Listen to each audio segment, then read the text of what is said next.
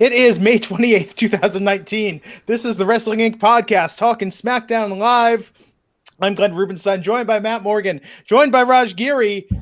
It's kind of a weird SmackDown tonight, but what do you expect? We got a recap of that. We got some AEW news talking about Jon Moxley. His match for Fyter Fest, his AEW in-ring debut was just announced. And talking about the fallout from Sami Zayn's segment on Raw. Question mark, was it real? Was it scripted? Was it a shoot? Who knows? We've got some insight, conflicting reports going around. So much happening in the world of professional wrestling. Matt Morgan, how are you feeling this Tuesday? I'm feeling good. Do you want to talk to real Matt Morgan or shadow Reddit account Matt Morgan? Whichever one, Mayor of Longwood, whoever wants to show up, right? Let's do it. Let's make it happen. No, it's good, man. Okay, so tough SmackDown, but not as tough as Raw. It was shorter. There were some good matches. Kofi versus KO was pretty good. Bayley versus Lacey was good. I'd take tonight over last night. Sure. Yes, again, but this is akin to being the world's tallest midget. Like, let's be serious. The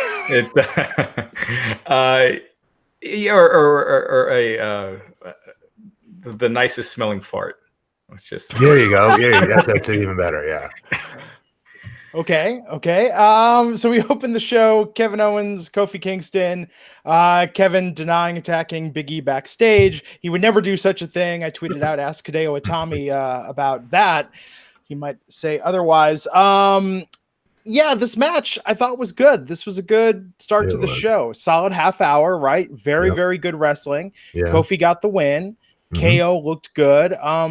This was solid. I don't know where this story goes from here, if this story continues from here, but I know that with Dolph going with Kofi at the Super Showdown, God, this video package, the way they're making his voice sound, I just think Dolph, it's unhinged, but not in a good way, right? I mean, this isn't it's not like the Joker, like where it's like, oh my God, what's this crazy, insane dude gonna do next? No, it's whiny, like you said. and to your point, real quick, I'll kick off this first match here because it was an action-packed match. It was a very well-worked match. It was a good story. But let me just ask you guys a question. I'm not trying to be pessimistic here. I'm just stuck in this rut right now where I'm really frustrated as a fan with this company at the moment. And that is, can you imagine how much better tonight's match and this feud would have been? Okay, if they took care of Kofi a little bit better as champion, and more importantly, I can't believe I'm saying that because nothing should be more important than your champion, but how they booked Kevin Owens when he first came back between the vignettes and whatnot. Because the Kevin Owens I pay money to see, yeah, he's there, he's back, but he finally is getting there now. Where he's at now is where he should have entered the scene the minute he came back from his injury, not what they did with him originally. Do you know what I mean? Has he even gotten a big win since he's been back? I feel like he's.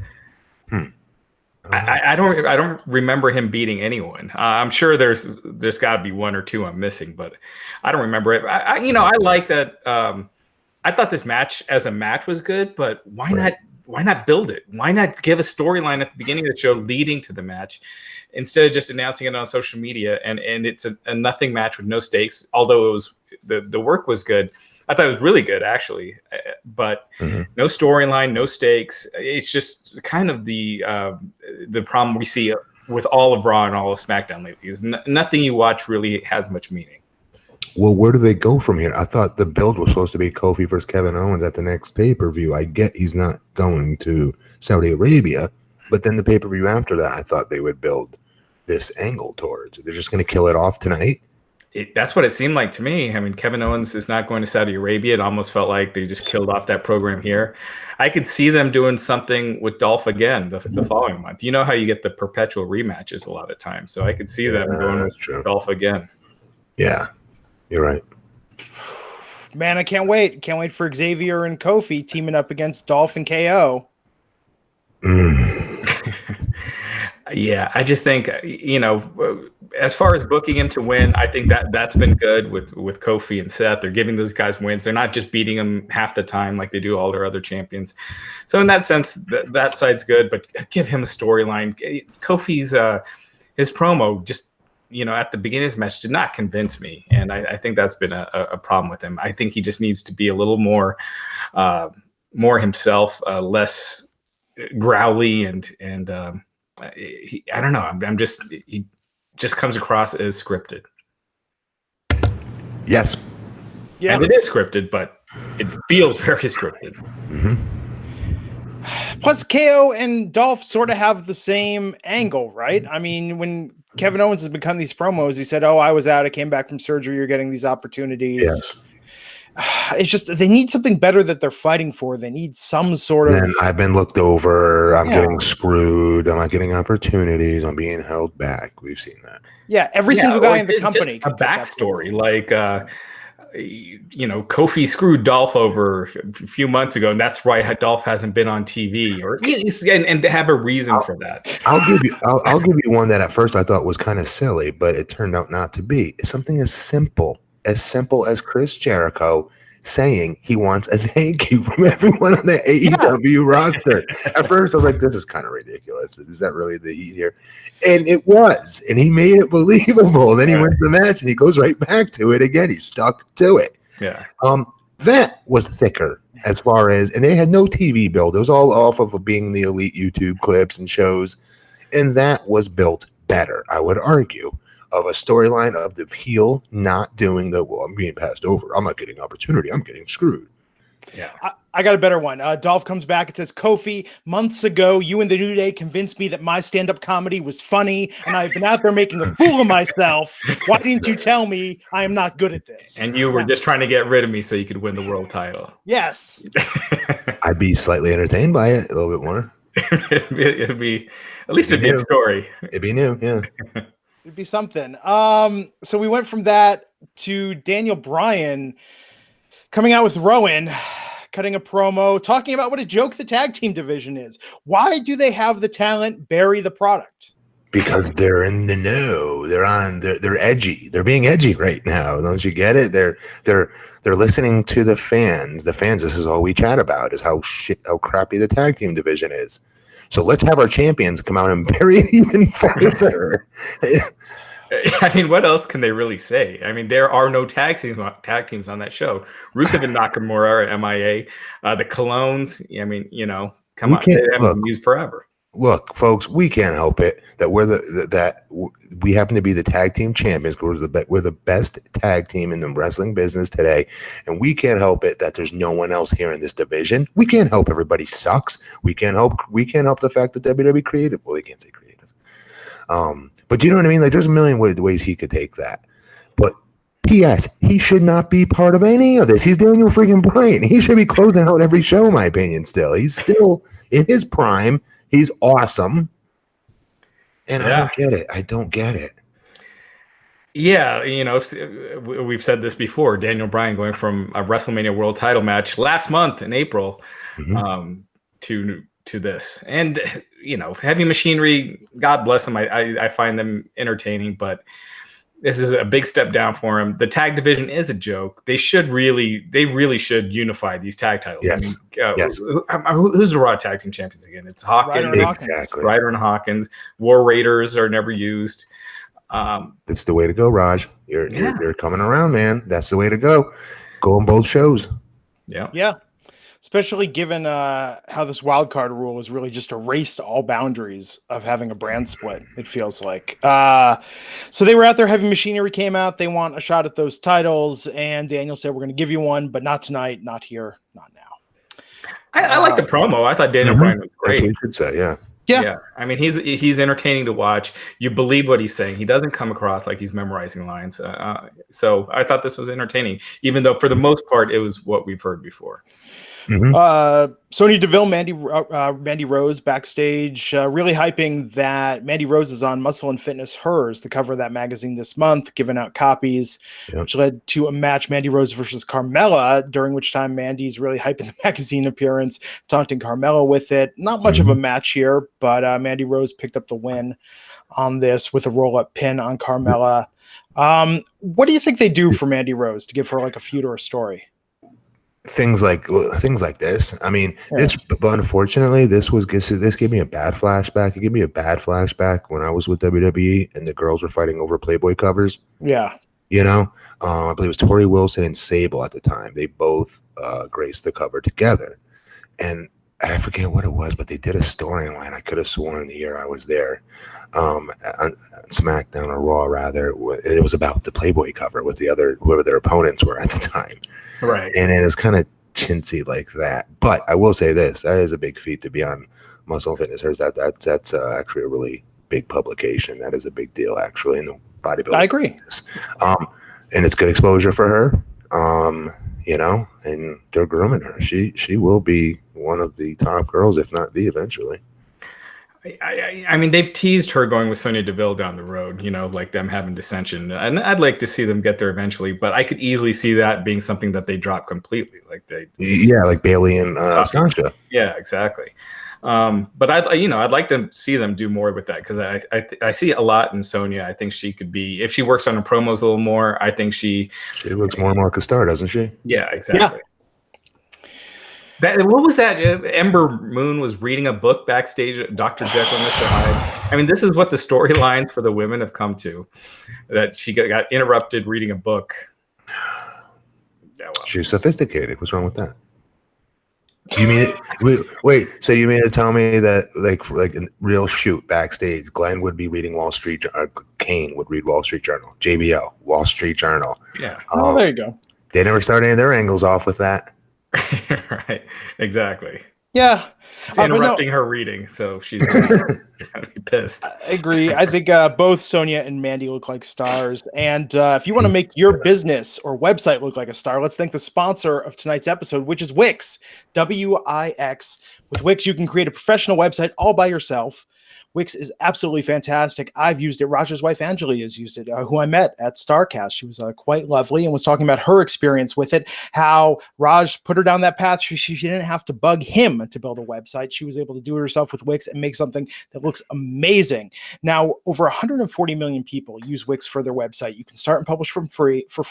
You could choose from over 500 stunning templates or start from scratch. You could change, customize, and add anything you want. Add your own text, images, videos, and more. There are hundreds of design features and apps to grow your brand online. And this is great. All sites include built-in SEO tools. I've taken courses in SEO. Raj has as well. It's very confusing. It's constantly changing, being updated. Becoming an expert on your own is tough, but with Wix, they make it simple because all the tools to optimize are right there. And everything is automatically optimized for any device, desktop or mobile. So you don't have to worry about tweaking a thing here or there to make it look perfect.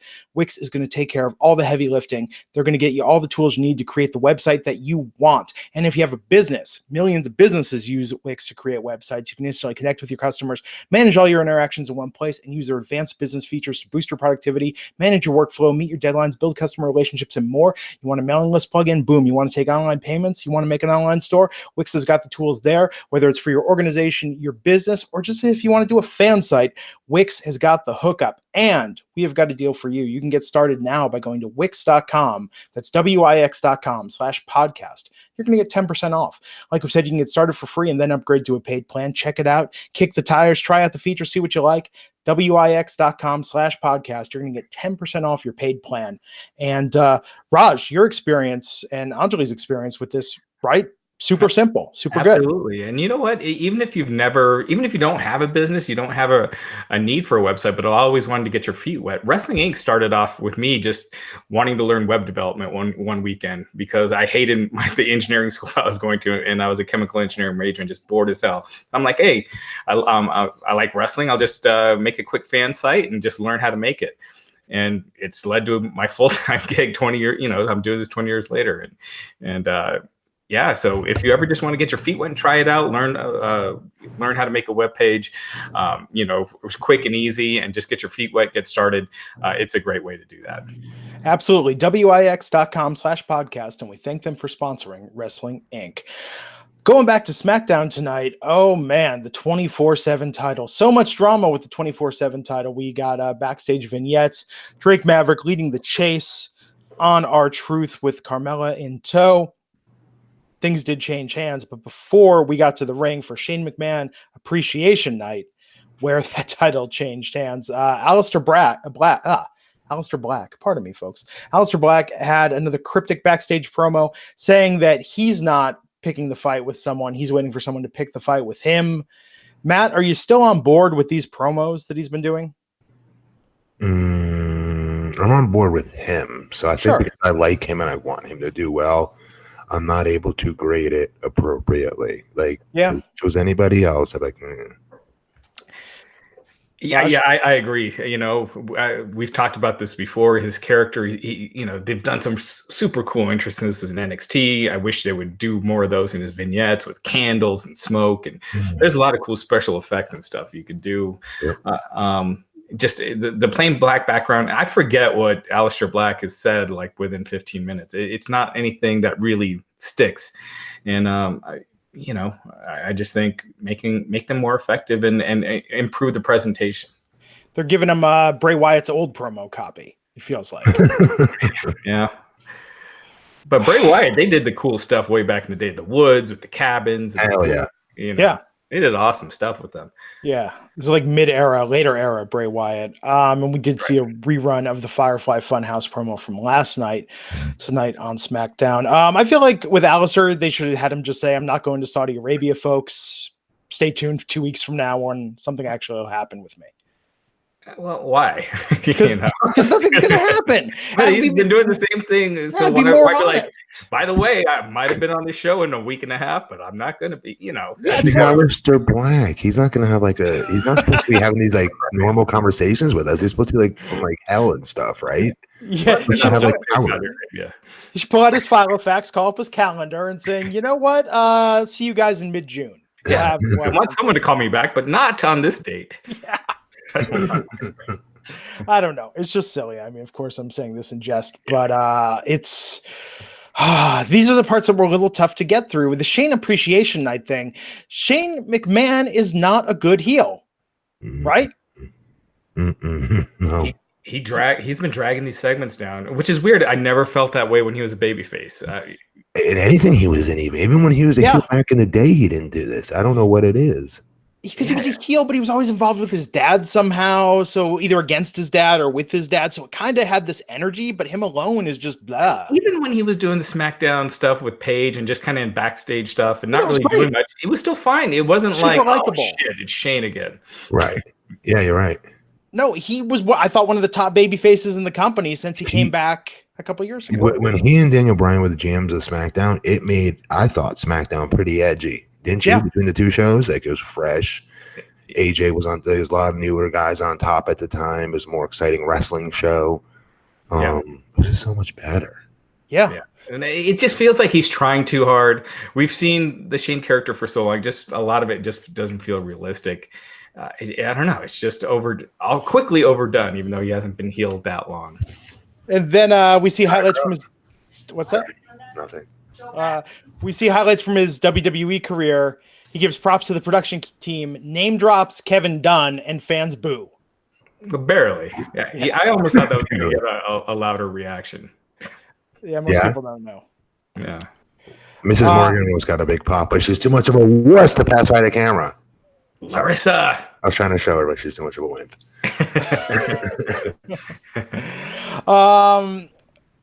Roman Reigns. I don't know what else happened here.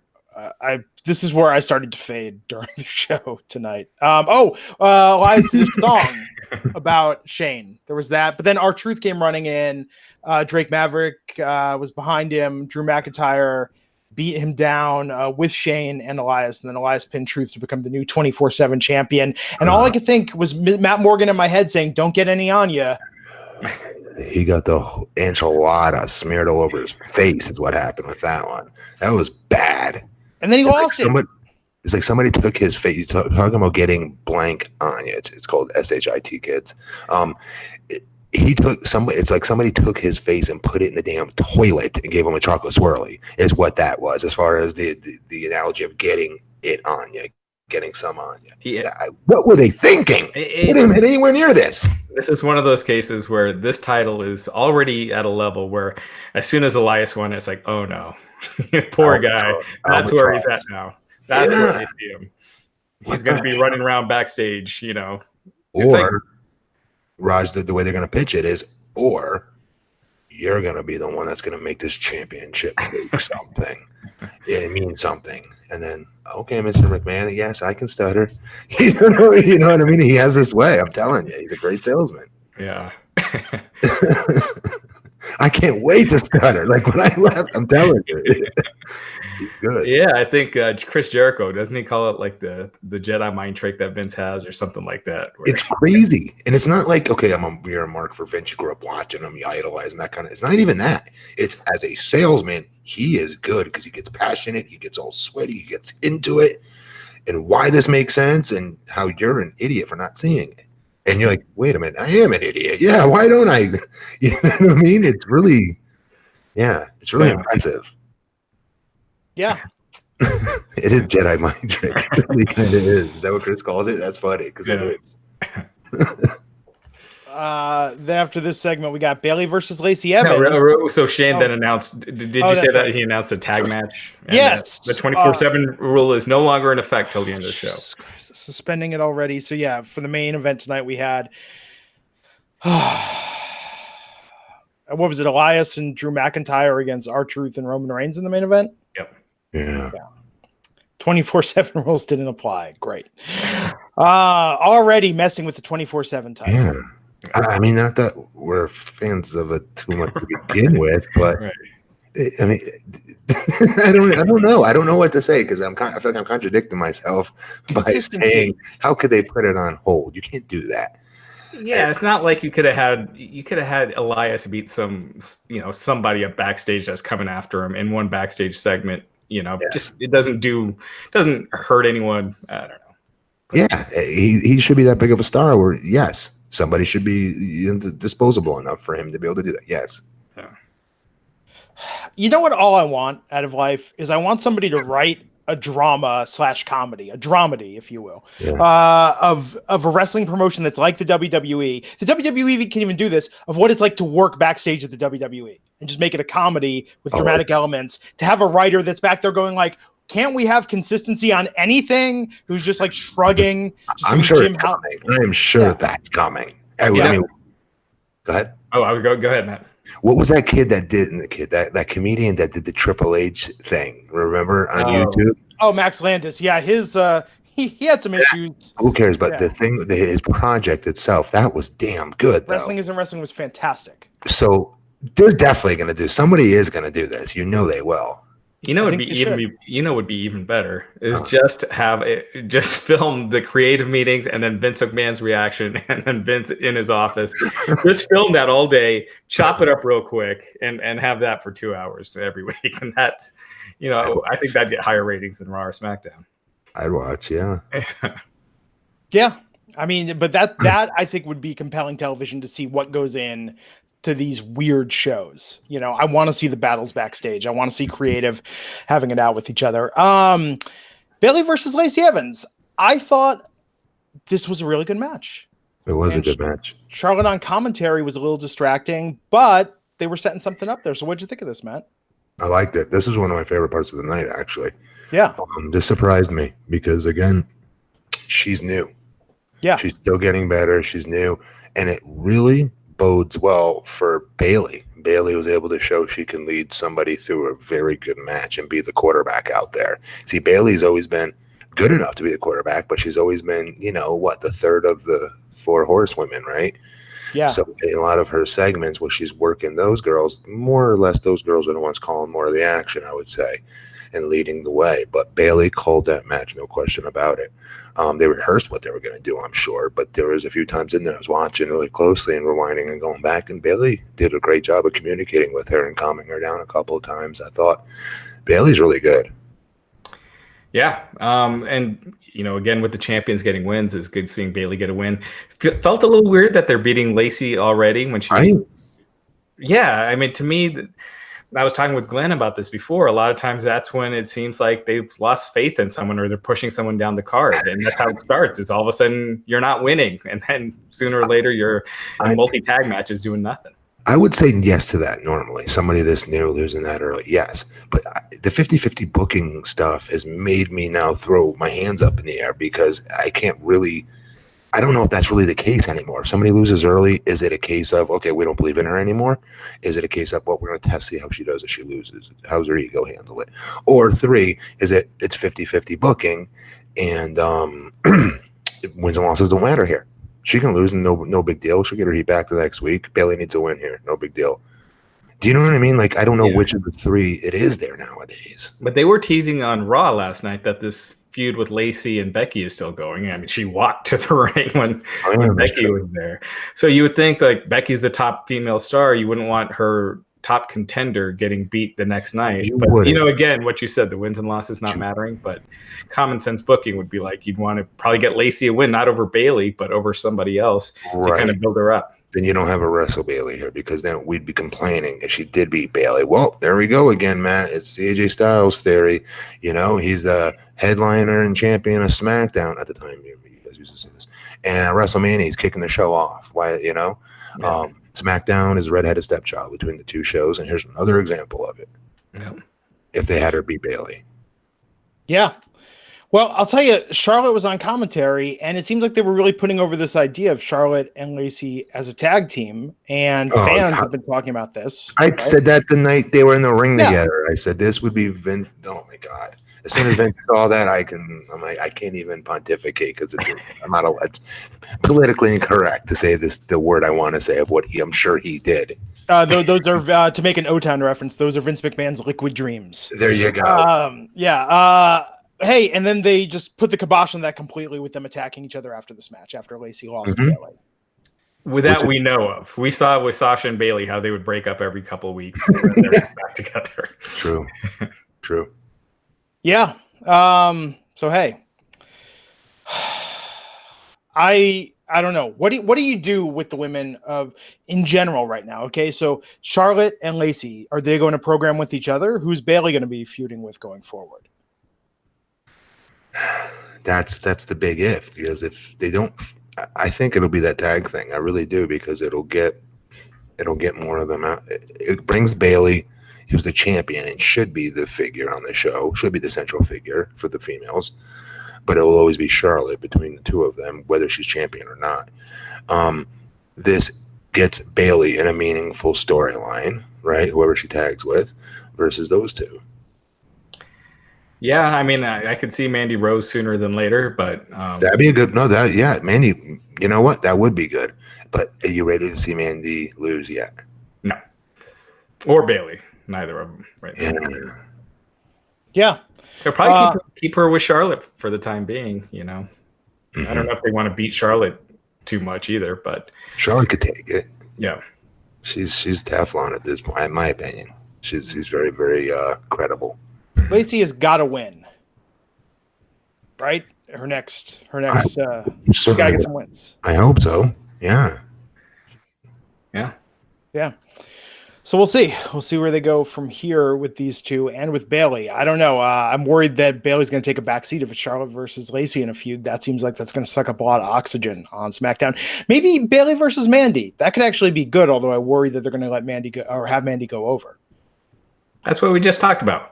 Yeah. Thanks for watching the program, son. I'm sorry. I was looking at Twitter for a moment, trying to get something ready for the next segment. You know, like you guys hang on every word I say. Just saying, guys have been doing this for 3 years. You know. Yeah. I mean, I my personal thing, they're doing nothing with Asuka, Kairi Sane. They could be having some killer matches. Yeah. And just kind of, at least you could be having some fun matches, even if they don't mean anything right now, just to kind of get Bailey going. But what about those 2 versus the 2 blondes, Charlotte and Lacey? Yeah. What about that? That'd be a great tag team series. We're teasing the Iconics versus, what are they called again? The Pirate Warriors? The Kabuki Warriors. Is that really their name? Yeah. Okay. Well, oh my God, that's so, like, I feel that's so wrong. But yeah, could you imagine, Matt, what didn't get approved? That's true. Yeah, that's true. Well, what about a 3-way? You know what I mean? A 3-way tag team. Yeah. Because that could bring those other girls up, even though they're champions. They shouldn't have, you know, it could help bring them up a little bit. Yeah, they need something because they just keep getting beaten like a drum. Yeah. Andrade cut a promo on Finn. Finn has been not cleared. He was saying, he wasn't allowed to perform last week. They were showing for SmackDown. As Raj, as you tweeted, that you forget that Finn has the Intercontinental title. I think Creative forgets that as well. But him versus Andrade, it's going to happen in Super Showdown. So we'll see. Very good. Decent match. Good. The Undertaker is going to be on Raw next week. That's cool. Yeah. Got the Randy versus Triple H video package again, and then the main event. Time I think they showed that, third or fourth. Yeah. Roman Reigns and R-Truth versus Drew McIntyre and Elias. R-Truth got beat down by Drew, Shane, and Elias coming out. He somewhat participated in this match where he and Roman won. I think the big headline, though, that steps on this is that afterwards they cleared the way for Truth to pin Elias and get the 24/7 title back. Well, Roman beat Elias first to win the match. Yeah. Still, R-Truth was in the main event. Yeah, and he has been. Didn't he wrestle against Nakamura or something like that? Yeah, there was a main event with that. I think with Daniel Bryan, maybe. I want to say he's had a couple in the last year. He's super talented. He's athletic as hell. He does not age, and he's funny as hell. But again, I go back to the word equity. They've not given him enough equity over the last 2 years. They've done the opposite with him, and now people are supposed to care about him again. I guess maybe you're not supposed to care. Maybe you're just supposed to laugh along. I don't know. Yeah, I think it seems like that's what they're going for. But that was a little feel-good moment there when R-Truth won it back. The fans popped for it. It's kind of cute how they did that, but that's what you want to see in your main event. You want to see cute? Exactly. You're ending the show with the joke title changing hands.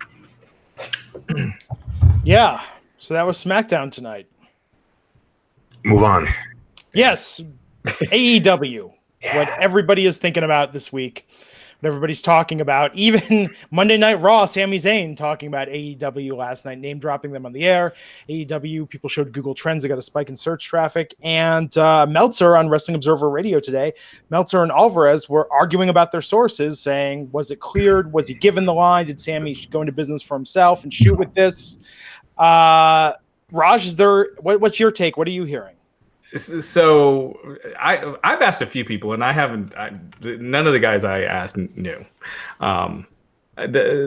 Meltzer was saying one guy who said he was in the meeting said that it was in the script. PW Insider, they said they've talked to a couple guys who said that it wasn't in the script and that Vince McMahon was furious backstage. Okay. Matt, we talked about what if it was possible that someone else got it in the script. And Vince didn't know about it because, I doubt Vince goes over every line, in the script. So, and then he hears it on air and loses his shit. Excuse me. Here's what I'm going to say real quick. And this is sans this website, Wrestling Inc. All right. Because when I was a wrestler, I know how Wrestling Inc. did business. I would go there for news. A lot of websites out there, I'm not going to say which ones, will print things and do things to help move along a storyline every once in a while. I know you guys don't believe me. I know you think that's crazy.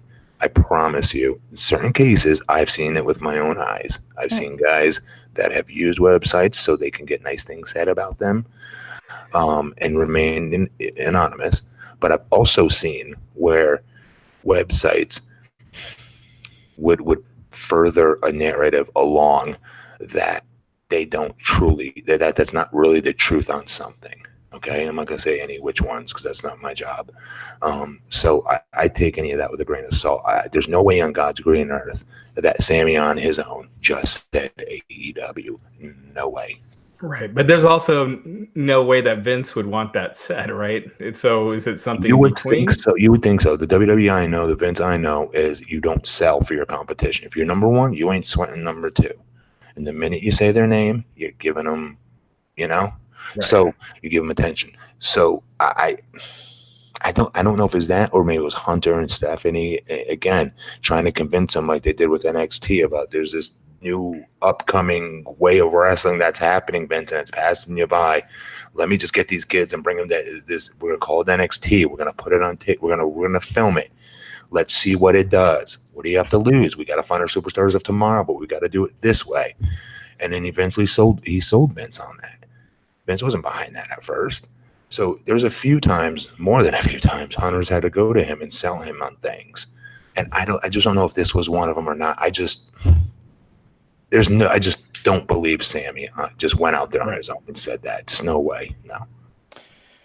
Yeah. And then they edited it out of the YouTube clip of to do this to everybody that it's a work that thinks it's a shoot, brother. I think Triple H, but Matt, to your point, I think I could see Triple H being the proponent of this, wanting to work everybody. I think him and Cody are digging this little head-to-head thing they're building. I think Hunter's a lot smarter than people give him credit for. I think he does have a decent pulse on what's happening out there, and I know he's probably cool crap. Let me ask you this too, Matt. Do you think Triple H likes the AEW chants and stuff? Because he's reportedly been very frustrated with how creative's going. You don't think so? Because you don't think that gets it in Vince's head that things need to change when nothing else is changing? Okay, maybe from that standpoint. I just don't think an audience chanting somebody else's show's acronym is good business for that particular brand. But I also don't know if they knew that's what the reaction would be. So I don't know. Yeah. You know who I think Triple H did mention it in the Hall of Fame speech, referred to it as a pissant company, kind of half joking, but yeah, that's true. He did. I feel like NXT is what gets hurt the most with AEW right now. Right? Yeah, is anyone talking about TakeOver this Saturday? No. But can we just say something? NXT normally has a cast of characters, good storylines. We care about a lot of their storylines usually, correct? Yeah. Long-term planning and booking, which we generally are always asking for, and super athletic young talent that we're not overexposed to. And they will get hurt by AEW. You're right. I think maybe if Triple H sees an upside to this, he can kind of protect NXT and now argue to bring some stars back to NXT. They don't have to call as many people up because he could say, hey, we can't sign as many new guys right now with this competition. I think in a weird way, this could lead to something cool with NXT. Raj, is it true these rumors that Joey Ryan might be going as sort of a player coach position? Yeah, I mean, they were interested in having him on, and reportedly Joey Ryan turned down an AEW deal. So, I mean, you could kind of put two and two together. So we'll see. I mean, as a coach, he wouldn't be a big name talent or anything. Maybe work some shows, but yeah, I mean, it would probably be a nice cush job coaching and training in Florida. Yeah. So we got to ask you, Matt, friend of the podcast, Vince Russo, while we're talking about this, old co-host back from the day. Your thoughts on, so for those who missed it, Vince Russo tweeted that he thinks that this is a work, that AEW and WWE are in cahoots. And he brings up WWE, WWF at the time in the 90s working with ECW. Oh my God. Do you want to finish it? Because I can't. I'm going to throw up. I mean, that was the gist of it. So he thinks there's no way that WWE would mention AEW unless they're working together somehow, or they're in bed together. Is his phrase? Okay, number one, folks, he's trying to get you to go to his stupid show, so you'll watch it. You'll pay if it's free. I don't even know, but he wants you to go to the show so you listen in on why this is a work, supposedly. Secondly, him thinking this is a work is a smack to the face that the business has come. It's passed him by. It came back around the block one more time, reversed right over him, and passed him by one more time. For him to think that this is a work. There's nothing about this that says work. Nothing about this that says work. Zero. The WWE does this to things. If they can have control over something, or they can have, and if there's another thing of competition out there that could actually be legit competition for them, they're not going to help that company. Are you kidding me? Well, back they try to help ECW. Are you kidding me? You can't compare the two. It was a different time, a different era, much, much, much different. Yeah, WWE wouldn't have worked with WCW back then. They wouldn't have. Thank you. Yes. All right. Two number one, someone that's, someone that's trying to get on their level, backed by a billionaire, as opposed to ECW, which they had a talent exchange. Paul Heyman would take WWF guys that weren't working out, like Al Snow, give them new gimmicks and characters, trying to make them into stars. So it was a mutually beneficial relationship. ECW got some publicity out of it. There's no benefit for WWF in this. It just hurts NXT. They kind of have their own, alternative brand. Yes. They don't want more wrestling in prime time on cable. That's not them. And I don't mean to pile up on Vince. I was surprised to hear him say that, but it really does go to show that I don't know if he didn't watch the program AEW or he's not following it online, with the YouTube shows or whatnot. But this couldn't be any more obvious that they're not in cahoots. Yeah. It really couldn't be any more obvious. Yeah. Literally, you guys realize what happened. He saw Sami Zayn say AEW, and that's what sparked this. That's how this worked. So, Vince, you just got worked like the 12-year-olds in the crowd that were supposed to be worked by that line Sami Zayn was written in to say. You bought it. I mean, look, there are times in the history of doing this podcast where you just sometimes take a stance or you say something crazy because if it happens, people go, oh my God, look, you're a genius. And if not, people go, well, that was a crazy idea. For you, I'll give you credit to say that because you did do that and you did predict something crazy just recently with WrestleMania. Was it something? Charlotte getting the belt, defeating There you Asuka. go. Yes. So you can say that and get away with it. He can't because he was just saying that to get people to come watch the show. Yeah. I mean, we even said with the Moxley thing, people were giving a shit about popping for it so hard, but we even said either it's a work and he's really coming back to the WWE or the WWE got bamboozled in that send-off. We gave two options. I did not. I never said that Moxley was going back to WWE. No, we didn't say he was, but we said those what it felt like with his send-off, Yeah, from the beginning when the Moxley thing happened, I was saying I'm pretty sure he's done with the company. So I got to put that out there. Yeah. Nobody's keeping score, Glenn. Raj. Nobody's got a chalkboard to go, Raj was right again here. Raj is very concerned about his batting average. I know he is. Hell yeah. I want a wrestling historian. Raj probably has the stats somewhere. He's got written down like on an old sheet of paper to keep it scored. But I'm sure there's a Wrestling Inc. historian who could talk about how often Raj is right versus not. Although, Matt, I got to give our boy props at StarCast. So many people came up to him and just kissed his ass profusely, talking about how accurate, how reputable, how wonderful Wrestling Inc. is, and they trust him as the top, most credible journalist in this business. Oh, well, yeah, because he is. Raj has never, ever since I've known him, he's never called me. He's never texted me and said, hey, what's going to go on tonight at Impact? Even when I was like main event, like never. I can't say that about others. Raj has always been very, very straight. No, and not me personally as the number one journalist, but the site, as far as being consistent, your news isn't BS. You also don't peddle along little mid-card guys that are looking to get over by stooging this stuff off to certain websites, and those websites doing their boy in the mid-card a favor by furthering their story along. You've never done that. Nope. But that's called being credible. All right. Yeah. But yeah, let's move on. So Jon Moxley is facing Joey Janela at Fyter Fest in a couple weeks. Yeah, I'm stoked. I'm excited. Yeah, and Cody Rhodes is facing Darby Allin at Fight for the Fallen? I believe it's at Fyter Fest as well. Okay, so in the next month and a half, there's two AEW events. One's in June. I don't have the date on me. I could check that real quick.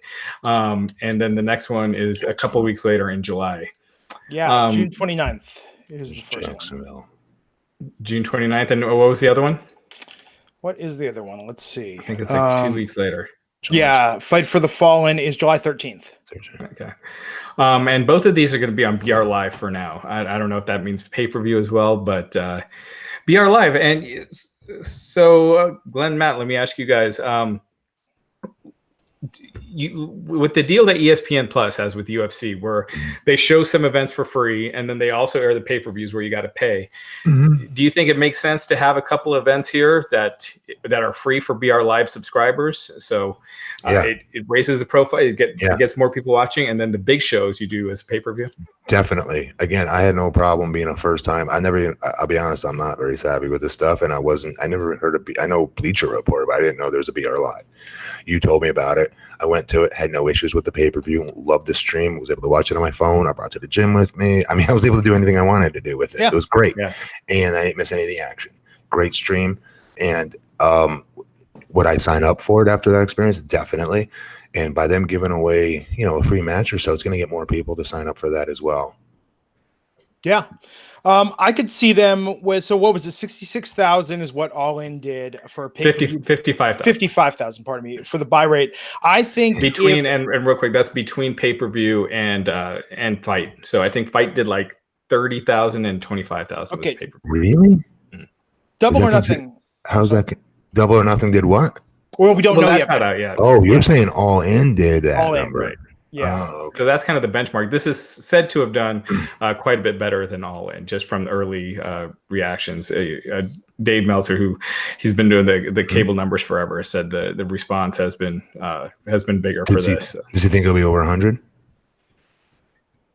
Did he give a number? He did not no estimates, but it just more than 55,000. I could see it being like 80, 90,000. This on the site this past weekend, it was like this second or third biggest weekend of the year. Not close to WrestleMania, but really? Bigger than Survivor Series and some of the other events. The AEW coverage Wrestling Inc. podcast, one of the single biggest Wrestling Inc. podcasts ever on YouTube. Wow, really? Yeah, we did a lot of numbers on that one. Huh. Yeah. One of the bigger non-WrestleMania ones, but yeah.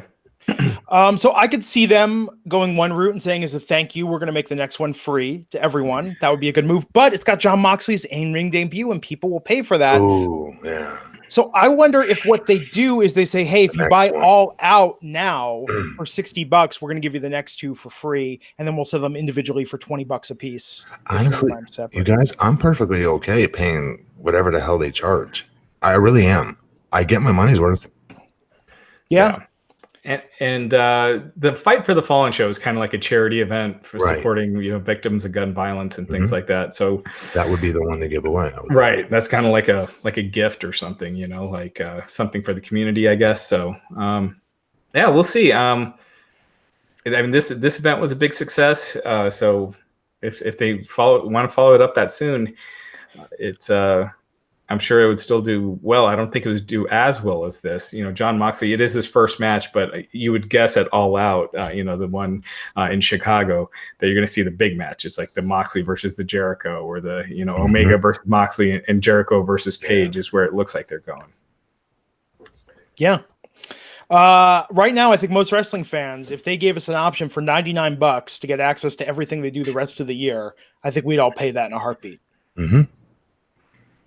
I think they need to strike when the iron's hot because we're never going to feel this high about them again. You don't know that. No, it's the unknown. It's the unknown. But once they get a TV deal, that changes everything. Like they could get, they'll have more money, more access to talent. Once they do have it, once the TV deal kicks in place. So it could be even bigger. Yeah. I thought today maybe a little bit of a misstep. They are going after the GIF cappers online, like TDE and some of those that have been posting GIFs of the pay-per-view. They undid that. So they did. Yeah. What do you mean? What? They sent out copyright takedown notices and then they retracted them. So, Total Divas Eps that's been posting wrestling GIFs the past couple of years, they had a lot of their GIFs from Double or Nothing were marked as copyright violation and disappeared until. What's wrong with that? Well, it's just the Young Bucks came out when another indie promotion did this. People assumed it was the WWE. The Young Bucks defended them and said, "Oh no, sharing GIFs on Twitter is part of being a wrestling fan. It helps promote the product. It's a goodwill thing." So they backpedaled on that pretty quick and put those GIFs back up. Yeah. So the Young Bucks said that it wasn't their decision. They're working to take care of it. And all that stuff is back on. Luchasaurus is now signed with the promotion. I guess he was just working that. He wasn't signed to a contract when he worked the Casino Battle Royale this past Saturday, so he's actually signed there.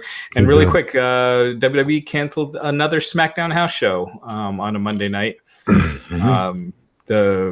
So this coming Monday, it was scheduled for Corpus Christi. They're canceling these left and right now. The brand extension is about to die. Yeah, because now you're not having. Soon you're not really going to have house shows since the SmackDown house shows on Mondays. Seriously, the brand extension is going to die. Thank God. I hope so. Yeah. Speaking of AEW signing people, they have not yet signed Orange Cassidy. And asked Matt Morgan today, while he's indie, Matt, would you come out of retirement for the blue versus orange match? Absolutely. Matt, you would pay money out of your own pocket to wrestle Orange Cassidy at this I would sell things to raise them. Are you kidding me? Yeah. Hit up your boys he's at awesome. AEW. Hit up Young Bucks. Hit up the guys you know and just say, look, I'll put this kid over. You got 2 shows coming up in Florida. Let him go over a giant like you. Right? Why not? Glenn, I wouldn't even know. I don't want to mess his thing up. Do you know what I mean? Because who his opponent is important. You can't just do that with everybody. Yeah, that's true. You can't. And I don't want to screw it up for him. I love his stick. I'm so freaking entertained by it. Yeah, you could try and lift him for like an attitude adjustment. He could ride your shoulders around and like spin around like a kid. Oh, it'd be great. I have so many ideas like I want to send in because it's so good. It's so funny what you can do with that. You know what I mean? I've never, again, I said it on Twitter, I've never seen anything like that before. It's entertaining. And I know, like, again, Cornette, someone who was like a father figure to me early in my career, believed in me more than anybody else did, still to this day. But by the same token, I could see him showing up on my doorstep with like a sledgehammer. What are you talking about? What are you talking about putting this kid? You know, because a lot of, you know, his people that are very, very passionate about their old school wrestling, as so am I. See it, it's burying the business and all this other stuff. Well, look, we've seen it all. Yeah. I kept saying when I was still wrestling, what the hell's next? Like machine guns, Uzis, knives, like what the hell? What is left to happen that hasn't happened in our business? You know, so every once in a while, I don't see anything wrong with something that's so far out there that it's so damn different. And that's what we all keep asking for, something different. Here, this kid goes out and does something different. And my eyes are glued to my damn phone every time I get a chance to put down work or whatever the hell. I swear to you, I've been YouTubing the hell out of this kid on 72 hours now. Yeah, he's great. Awesome.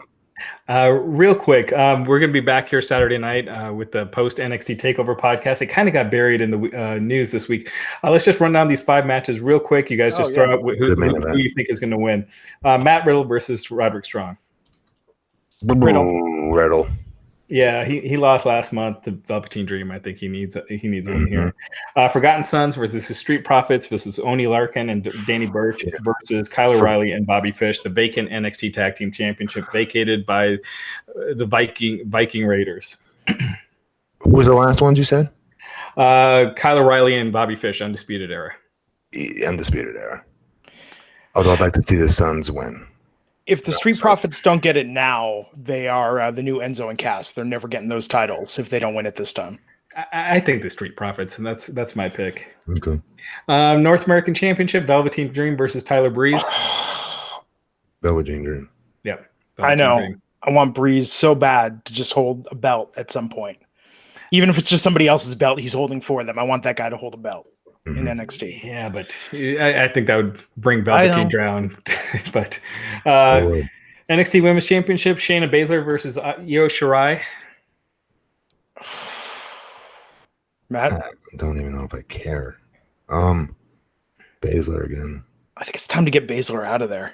It's been time, but I don't see him doing it. Oh, Matt, that reminds me, though. It's online. I think it's an Evolve pay-per-view. I couldn't find it pirated. Orange Cassidy versus Velveteen Dream happened, I guess, like in March. No, I've got one better. Someone sent me a freaking poster that I signed with Orange Cassidy on the card that I was on. Thanks for watching the show, Matt. Captain over here probably put himself over backstage and shit, and I missed it. What the hell? I'm so angry. Real quick. So I think Io, Shayna loses the rematch at the next takeover. They have a rematch at the next takeover. Shayna loses again, moves to the main roster. And finally, the main event, NXT Championship, Johnny Gargano versus Adam Cole. I'm looking forward to that match a lot. It's gotta be Cole. It's gotta be his time. Yeah. Yeah. Yeah. I think it's Cole's time. At the same time, I'd like to see Cole on the main roster. Johnny Gargano, I do not see him on the main roster doing well. I'm hoping, again, we keep saying we think they've watched AEW, they know about the competition. They're not competition, I know, but there's a lot of buzz going on enough that I hope they're seeing that they can do things with these smaller wrestlers, and it helps someone like him to be able to come up to the main roster and be taken semi-seriously versus being thrown right to 205. All right. Both guys, I'm going to say that about. Adam Cole does not deserve to be on 205 Live, but you've said it too, Raj. You could see them doing it. I could too. I think he's like a Finn Balor, that he has enough charisma that he'll avoid it, but I don't see him then pushing him. Body and height are slightly different. Yeah. Oh, P.S. Finn Balor had one of the most over gimmicks in the last frigging 3 or 5 years, alongside with him. The Adam Cole baby and the music and everything is.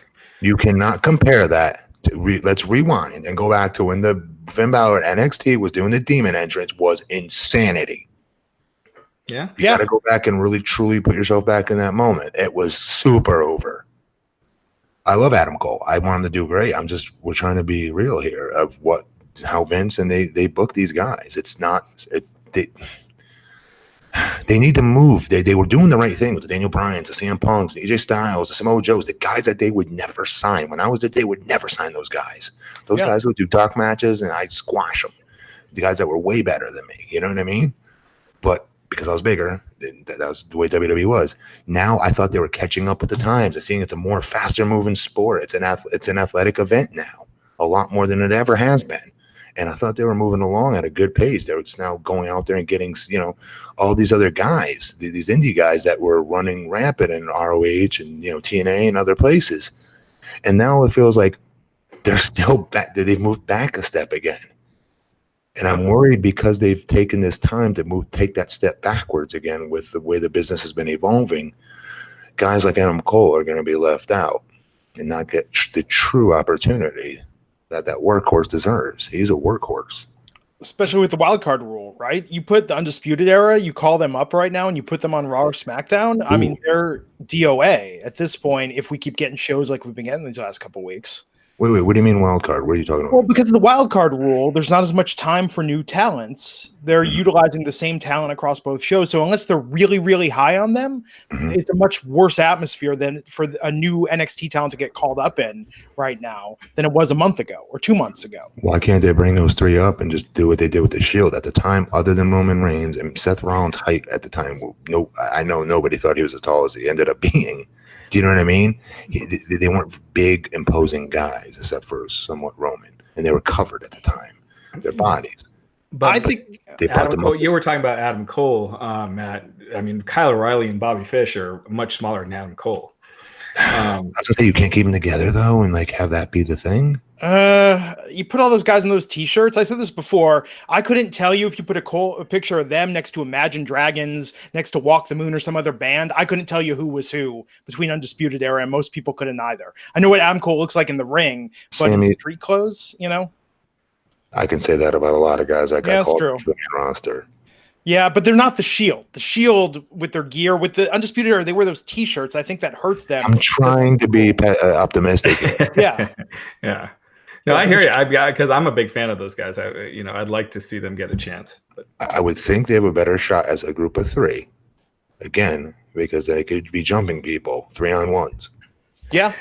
So some people in the chat want us to grade the show. They're saying we forgot to grade it 1 to 10 SmackDown tonight. You shouldn't have time out. You're exaggerating. How many people said that? One? See, there's quite a few. They're rating it themselves. There's probably so far half a dozen. All right, fine. All right, 1 to 10. Matt, first. Nunca. No, I'm joking. We gave Raw a 3 last night, right? I think so. Did we?